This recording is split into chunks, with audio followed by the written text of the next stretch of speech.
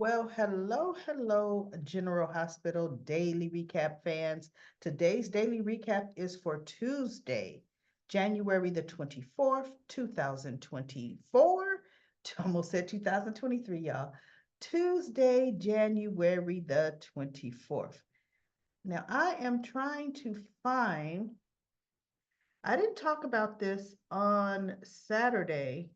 Sorry, on for which episode was that? Friday's episode. It was Adam's father, and Jocelyn. Jocelyn running her big fat mouth, and she never should have, telling him everything. Oh, he tried to commit suicide. He uh he was so distraught at the way you make him feel, X, Y, and Z. You don't know nothing about your son. And Portia was looking at her like, oh my goodness, Jocelyn. My girl. And I can't find it, but you know what? I had a whole collage, but I have to get rid of pictures from my computer. Otherwise, I have so many pictures, it starts making it run slow. But I see I already got rid of it. So guess what? I'll just talk about it. So we get this weirdo kind of looking prickish father. He's arrogant, telling Portia, look, I need to get him out. What do I got to do to get my son out of this place right now? I mean, not even finding out his son's condition, not finding out what happened, but I want him released. And Jocelyn was like, huh? And she and Dex were a little far away. Well, Portia says, well, I can take you to, let me see if the other doctor, because your son needs to be evaluated by another doctor, and we'll see how that goes. She didn't say by psych, right? And he goes, why would he need to be evaluated by another doctor? So what? He had a little too much to drink. I'm taking my son out. Now, mind you, Adam's over 18. His father can't just take him out, and he's awake. It's not like Adam's in a coma and he needs, his parents now have the medical power of attorney over him. No, Adam's awake. And Adam specifically told Portia, you don't tell him what happened. So Portia's got to dance around that. But oh, guess what? Little Miss Jocelyn doesn't dance. No, she blah, blah, blah. You have put so much pressure on him that he tried to take his own life last night. And oh, his father looked and said, wait, what? Who is this person? He was probably drinking and partying and drinking and using drugs with you or doing drugs with you. She goes, oh no. And Dex steps up. Oh no, no. Jocelyn absolutely was not drinking or taking anything with Adam.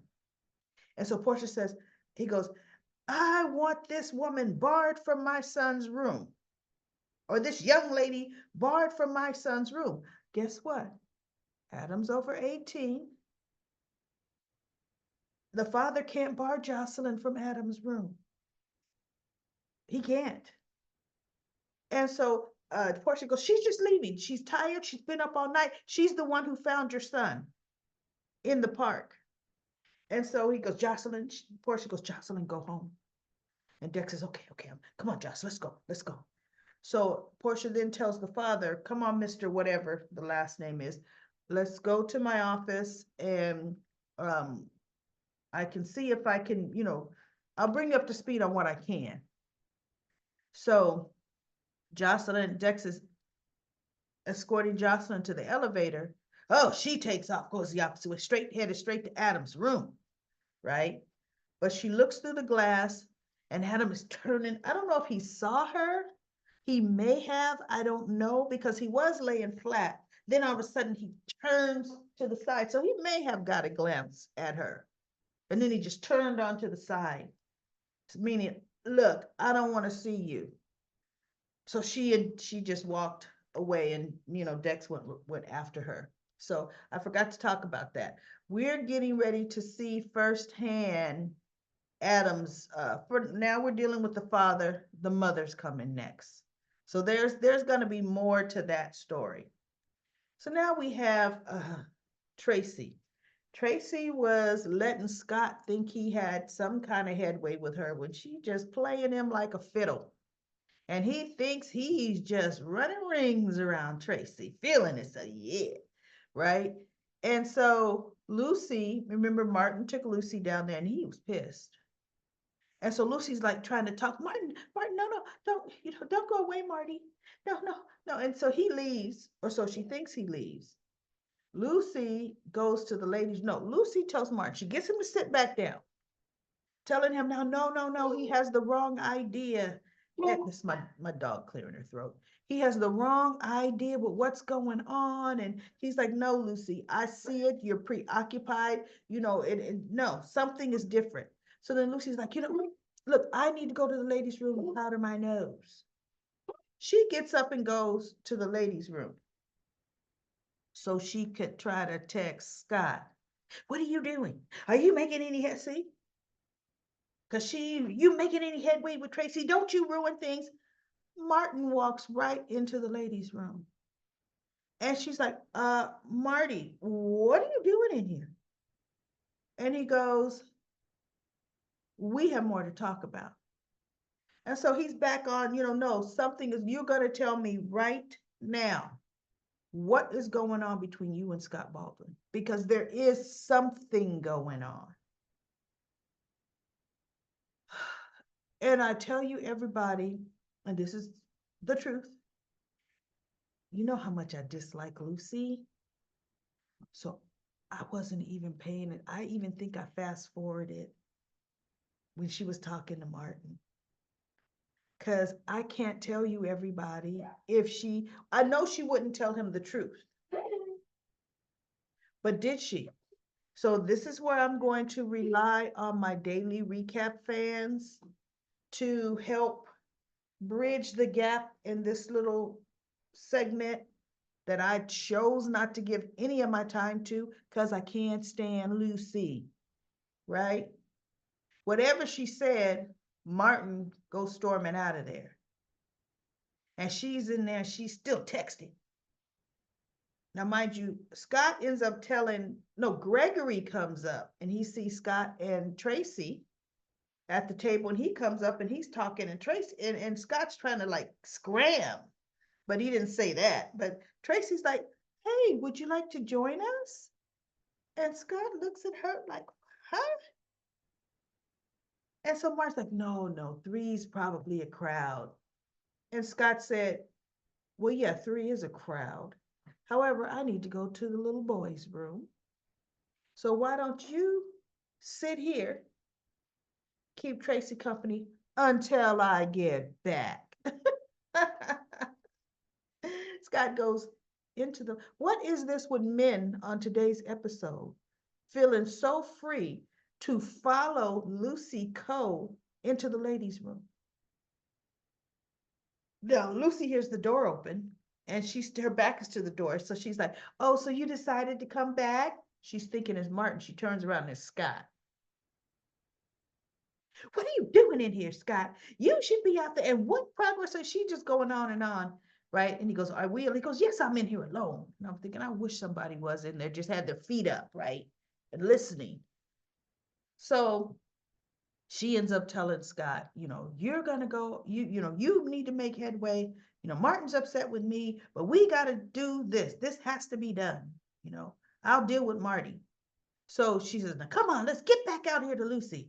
So she's taking Scott out the bathroom and they get out into the dining area. Well, Tracy's gone. Let's get back out to Tracy. Tracy's gone because Gregory said, well, you know what? I don't want to overstay my welcome. I just want to see how you were doing. And he stands up. Or I don't even know if he actually sat down. I don't think he sat down. I think Tracy stood up and he was like kind of breathing, a little bit labored. And she goes, what's the matter? And he goes, I'm having some kind of heartburn issue. And I'm thinking, is he having a heart attack? And he goes, when am I going to learn? Citrus is not my friend, And so he goes, I think I'm going to go get some air. And she says, okay. So he goes down the elevator. She stays there only for like one more minute, And then she's like, "Ah, forget it." Then it shows him he's in the lobby. He has one hand on the top of the back of the couch, the white couch that they're sitting on in this picture. And he's kind of arched over just a bit, not slumped over, but just like, ooh, ooh. And she goes, "I thought you were leaving." He said, "I was trying to, but I can't move." And she's like, "What do you mean you can't move?" And she goes, "Is it the heartburn?" And he's like, "I think so." She goes, "No, no, no, no, no. I'm calling 911." And he goes, "No, don't call 911. Don't call 911 because I'll get to the hospital and they're gonna want to keep me." So Tracy says, "Well, then you come and sit down here. You're not gonna die on my watch." And my whole thing is, you think it's heartburn. And trust me, last summer I was diagnosed with acid reflux. Everybody, oh God. I remember I did a recap the day after I was telling you I was in the emergency room. Thought I was having a heart attack. It does. The symptoms, they are similar to heart attacks. Oh my goodness, right? I'm learning. I'm still learning what foods I can eat, what foods I can't eat. But oh my, so I understood him, said, "No, this is not a hospital thing." Because now I know I don't have to run to the ER because look, it's like, doggone it, I knew not to eat them tomatoes. But I ate them anyway. I'm thinking it's going to be different this time because I love tomatoes, especially Roma. Just even saying it makes me want to go eat some tomatoes. But oh, tomatoes do me in. Okay, so those of you that have acid reflux, ooh, you know what I'm talking about with them tomatoes. Thank God pickles aren't doing that for me right now. Because if I could, I can't have tomatoes on my salad, but God, let me at least have some pickles on there. But anyway, let's go back to General Hospital.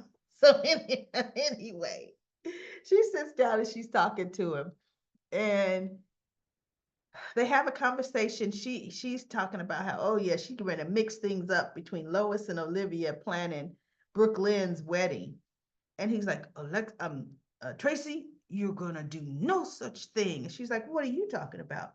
She goes, "This day is about Brooklyn and Chase," because he told her that how they want him to officiate. She goes, "Oh yeah, I heard about that." He goes, "Yeah, they weren't taking no for an answer." She goes, "I knew they weren't." But anyway, he goes, "This day is about Brooklyn and Chase, not you. You are not going to fight. You're not going to turn this into some kind of spectacle. You're going to let them have their day." And she looks at him. She goes, "Oh, all right." And then she goes, "How you feeling now?" And he goes, "Actually, I'm feeling better now." And he took a deep breath. "Yeah, I'm feeling better now." She goes, "Yeah." He goes, "Your attempts to distract me." She goes, "Attempts?" She goes, "No, it obviously worked." So she goes, "Look, I'm getting ready to head out of here." He goes, "Okay, I'm gonna call me a ride share." And she goes, "I have Yuri." And Gregory goes, "Wait, Yuri, isn't that?" He goes, "That's Monica's driver." And Monica said, "When she is not using Yuri, I can use Yuri. Monica's not using Yuri today. Yuri's driving me. So therefore, Yuri's driving you." He goes, "No, no, no, ride shares are fine." She goes, uh, "Look, people are putting you in their personal vehicles. That's bad enough." She said, "You don't know what their driving record is. You don't," I mean, she goes, "There's so many things that you don't know." She says, "No, Yuri is going to drop you off." And he's like, "Okay, okay, Tracy." Right. So he stands up and she grabs him by, the underarm, and they walk out together. They have a good friendship. Gregory in his last stages is goodness, he's getting some women starting to fall for him, and he's not trying. And it's not his friendship with Tracy. It's not a pity friendship. She don't pity him. Tracy has no use for you if she pities you. She just doesn't. She likes him. And she goes, well, we're going to schedule another game of backgammon? He goes, yeah, soon, right? She, Alexis doesn't pity him. Alexis genuinely likes Gregory. So he's got two really good friends, which I'm happy for at the end. This is going to be the end of it. Let's see if Chase's mother, if they have Jackie show up. You would think she would show up for her son's wedding, right? We shall see. So now we have, Curtis, the doctor. They're all waiting for the doctor to come in to run the test to see if Curtis has any kind of feeling in his legs. In his foot. Because look, if he gets feeling all the way down to the toe, to the foot, then the legs, the nerves are connecting, right? So when they first poke him at the heel, nothing. And everybody was like, oh no. And then he poked him up closer to, is that called the ball? Where right before where the toes are? And he goes, Doc, I felt something. I really felt something. And so, the family is so happy, that look, it's a start. And the doctor said, that's a start. He goes, now still, there's no guarantee that you're going to walk again, but this is a start. So good. We're getting Curtis on the road, getting on the road to recovery. I say within 2 months, he'll be walking. And I really believe it's going to be a situation to where he and Jordan are going to be chasing some lead, and he's going to be forced to walk to protect Jordan. I kind of think so. And look, he better not get shot again. He won't. They won't do that again in soaps. But before they went into the Curtis's room, Marshall and Stella had a talk, because he still kind of want to circle back to that kiss, and she don't want to have nothing to do with it. But he's like, look, I felt something, and I know you did too. She's like, look, all we gonna deal with to talk about is Curtis. That's it. She's putting the brakes on it, and it's not that he's pursuing it, but he wants to talk about it because look, there could be a possibility. He's known her for years, even though there's been a huge gap, right? So he's probably not known her longer than he's actually known her because of the gap, but he's not a stranger to her. She's not a stranger to him. So eventually we already know those two are going to get together. But before Portia goes in, Elizabeth comforts Portia. Because Portia's worried about going into that room. And what if Curtis doesn't feel anything? And it troubles her sometimes. And Trina, she just had a talk with Trina and, telling Trina, bottom line, you need to go. Your father and I want you to experience Paris.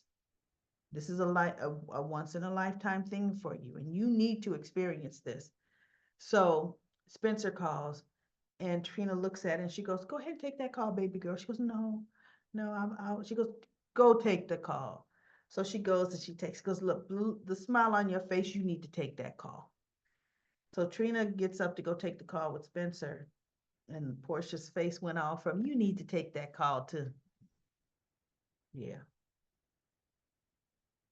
Can't stand the fact that you're taking that call, right? So Elizabeth sits down and, they have a talk, and, she just like, Spencer's not the one for her daughter. She goes, I wish Trina were going alone. But she goes, she makes her own decisions, and I cannot interfere like that in my baby girl's life. I got enough being here for Curtis,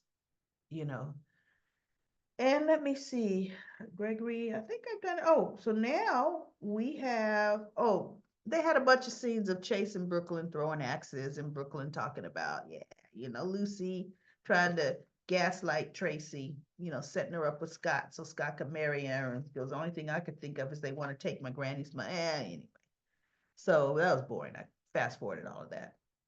But then we had this. Remember Jordan was taken captive, and this scene is Jordan is telling Anna, because what happened is Anna went to the hospital to talk to TJ.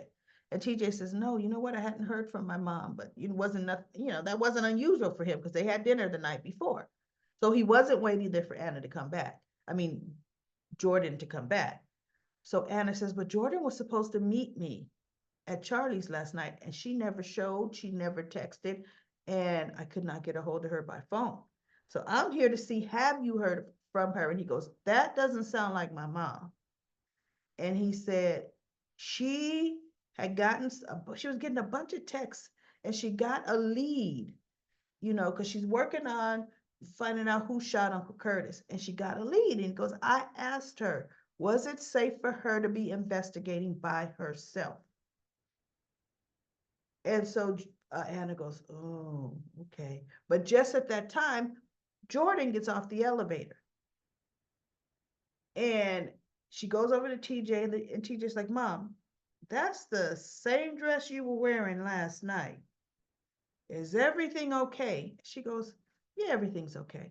But you can still see on her face it wasn't. But she goes, yes, everything's okay. No, the lead that I was following, it ended up being an all-night lead. But no, everything's okay. See? So he goes, okay, well, look, I have to go and see if the doctor's ready to go check out Uncle Curtis. And she goes, you let Curtis know, I'm praying for his recovery, or whatever she said to him. So TJ leaves, and George says, okay, Anna says, now that he's gone, what happened? And so they sit down, and she tells him, this thing is deep. It was the FBI that took her. And she goes, they don't want me investigating, but they were planning to keep me. She goes, but then and I was behind this glass, one-way glass. And she goes, and then somebody cracked the door and beckoned the agents out. She goes, and then when they came back in, they said I was free to go. They advised me not to look into this anymore. And they had a car waiting to take me back, dump me back off, right? She goes, somebody higher than them, or the two people questioning her, is pulling the strings on this, Anna. This is getting deep. And so Anna says, but this is dangerous too. You see? And she goes, yeah, but I'm still no, I'm still going to investigate. And Anna says, I knew you would, because I would. And I'm going to be joining you, because guess what? It was Anna that could have been one of the ones being shot at. Curtis got shot, but it was either Anna or Sonny that's being shot at, right? So Anna's like, and I'm going to be the one who is going to help you, because you are not going to be alone anymore investigating this. And so Jordan said, okay. Of course she's going to say okay. Look, she could have not come home last night, right? Curtis isn't, well, what could Curtis have done anyway? But Curtis, it was supposed to be Jordan and Curtis. So I'm happy this is giving Anna a purpose. This is giving Anna something to do. And I would like Anna to be the one to solve her own case. So anyway, everyone, let's go to comment corner. Okay, we've got quite a few comments. I'm going to turn on my trusty dusty stopwatch on my phone, and let's go. Lisa says, I'm going to start from the top to the bottom this time. Lisa says, Nina had not ever run a magazine when she started to run the business. Carly doesn't want to walk away, doesn't want to work there anyway. They will find the right person to work there. And then Lisa says, between Nina and Esme, revenge against everyone in town, Olivia deserves what Carly's going to give her for keeping the secret from her. And Lisa also says, I can't believe Nina thinks she was irreplaceable at Crimson. Am I the only one who thinks Nina gave her half of the MetroCorp to Cyrus for dropping his charges against Sonny? That was an expensive payoff if she did. Maybe she would give him half of her percentage, possibly, I would think, right? Because I don't think it'd be like, nobody, I'll give you half of my shares. But we'll see, because they haven't gotten back to that yet. We shall see. I think that is what he asked Nina for. And then Lisa also says, does Heather not think anyone is listening to her? She's announcing she's going to escape. Yeah, and I think everybody, the guard is probably like, sure you are, right? Sure you are. And then Laura's trying to protect Nicholas now, question mark. Now, is she protecting Spencer too? Spencer is being mouthy to Dante. I'm surprised he didn't arrest Spencer. I know Spencer's been a little jerk face. Now Dante will go after Esme. Once they see how Esme has been to see, really how often Esme has been to see Heather, they will know that she has her memories back. Because she was afraid of Heather. Jackie says, you don't have to explain your schedule anymore. We will just be excited about the Daily Show. Thank you, Jackie. Ron says, Spencer wants to be the spoiled child who always has his way. If he had thought it through, he would have realized that he would become an accessory after the fact. And Sabrina says, hi, Daily Recap Lady. Thank you for the recaps. I am so over Esme. Hopefully, with the writers being replaced, we will see a difference in the storyline. No, the original writers are back now. But we will not see their writing until March. No, the writer's strike was over, my goodness. Wasn't it October?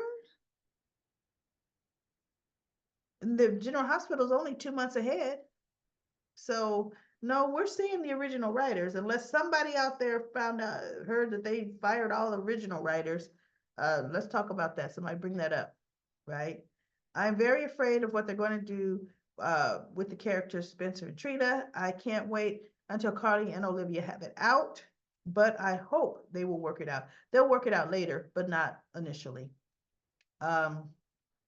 Denzel says Spencer was right when he told Dante about his dad, Sonny, and when Sonny shot him in the chest. And Dante gave him all of those years and never turned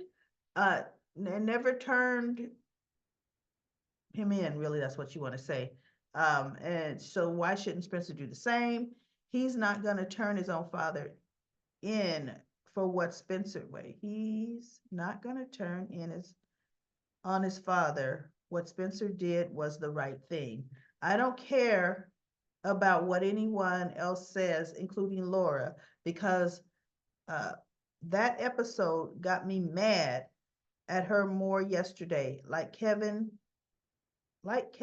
go and get your wife.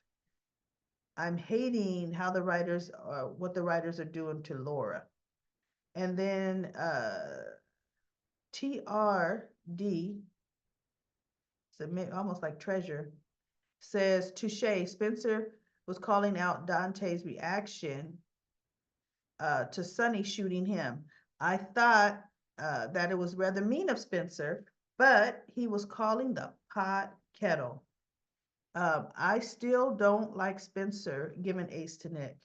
And then Denzel said to TR, I think that's TR Treasure, you have your opinion and I have mine. That's right. Everybody's got their own opinions. And that's what makes Daily Recap so great. I said what I said. Spencer did the right thing to me. Spencer checked Dante about Sonny, and it was the truth. And then Denzel also says, IDC. What everybody says, I'm all here for, oh, you don't care. Oh, I'm thinking, what's IDC? You guys and your acronyms. I don't care what anybody says or nobody says. I'm all here for Nina to get payback against Longneck Drew and Carly. Carly and Drew don't know how to run the Crimson magazine. Nina was the one that made that company great again for the last 5 to 6 years. Drew is a fool. I'm telling you. I can't wait until Valentine calls Nina and tells her to run ELQ for him while he's away and look at the Q's faces, even Drew and Michael and Carly. I can't wait for this war storyline. And then Pete Merrill says ELQ has a board of directors where Drew runs Aurora. Valentine cannot arbitrarily appoint his replacement without approval of the board. He gave less than a darn about ELQ while trying to help his daughter. Nina doesn't know jack about running Crimson, didn't know jack about running Crimson until Maxie schooled her. Now, can Nina even think about paying Drew and Carly back? She started this whole scenario by keeping Sonny's secrets whereabouts. Yes, she did. His whereabouts a secret. And then Denzel said to P. Murrow, you got opinions and I have mines. I said what I said. Yes, yes, yes, Denzel. We know we all have opinions. And I love the fact that we can all hear from different opinions. So that's funny.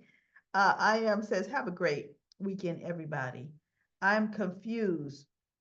Propofol, wait, profanol or you know what Michael Jackson took it. I thought it was propofol or whatever that's called, with fentanyl. My apologies. Yes, those were two different drugs. I am says, I brought up Willow lying about the death of her son in the last recap. And you're so right about this. I'm glad you clarified this, I am. When Willow met Michael, her son had been adopted by Brad and Lucas. She and Michael were attending a support group for parents who lost their children to death. So yeah, Michael, but she never said her son died. She just says, I lost my son too. But you're right. She let everybody in that group think her baby died. Willow pretended her son was dead to protect him from the cult leader. That's right. She did say dead. She may have said dead because she did want, if way Cyrus, or if somehow Cyrus found out she was pregnant, that the baby died. Yes, she did do that. I can't remember his name. That was not Cyrus. That was Donna Day guy. I'll think of it in a minute. Because who cares about his name right now? But my brain is working, y'all. My brain is trying to compute what his name was. I can't remember his name. It all came to a head after Nina and Brad's deception came out that Willow's son actually died, and Wiley was traded in his place. Yeah, yeah. What was that guy's name? Donna Day. Willow was looking for peace when she attended the support group because she did not want to give him up. It killed her to find out that he died, I know, and was used as a prop for Brad and Nell there. That did kill her when she found that out.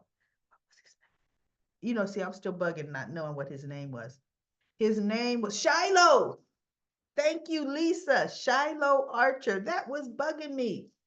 Woo! See, that's what Daily Recaps is all about. Thank you, Lisa. Shiloh. And then Nicole says, Nina was downright foolish if she thinks she has a chance in heck in defeating Carly.